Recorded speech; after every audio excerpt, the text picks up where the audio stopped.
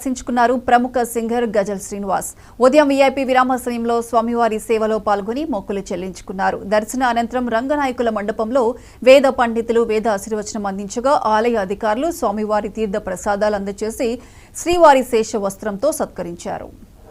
ఈ భగవద్గీతని ప్రస్తుతం ఒక 25 భాషల్లో విడుదల చేసి వచ్చే సంవత్సరం జూలై 2025 సంవత్సరానికి శ్రీమద్ భగవద్గీతని 100 భాషల్లో, అంటే భారతీయ భాషలే కాకుండా ప్రపంచ భాషలన్నింటిలో కూడా 100 భాషల్లో భగవద్గీతను విడుదల చేసేటువంటి ప్రయత్నం చేస్తున్నాము. రికార్డింగ్ ఇవాళ 18 భాషల్లో భగవద్గీతను రికార్డ్ చేసి స్వామివారికి కృతజ్ఞతలు తెప్పుకుందామని తిరుమల రావడం జరిగింది.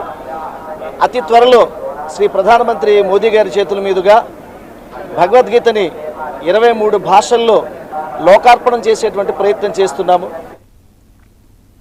విద్యతోనే